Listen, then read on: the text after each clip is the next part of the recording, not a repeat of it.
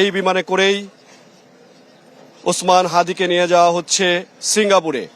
দেশবাসী এবং সবাই অধীর আগ্রহ অপেক্ষা করছেন, যাতে আপনি দেখতে পাচ্ছেন এই মাত্র আসলে এয়ার অ্যাম্বুলেন্সটি উড়ে গেল এবং এয়ার অ্যাম্বুলেন্সে করে সিঙ্গাপুরের উদ্দেশ্যে রওনা হলেন ওসমান হাদি এবং এই এয়ার অ্যাম্বুলেন্সে ডক্টররা রয়েছেন।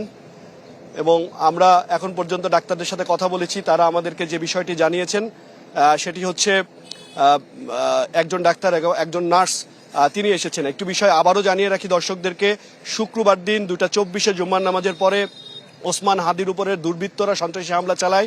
একটি গুলি তার পিছনে কানের পাশ থেকে মাথার ভেদ করে বের হয়ে যায়। তারপরে কিন্তু আসলে তাকে ঢাকা মেডিকেলে নিয়ে যাওয়া হয়।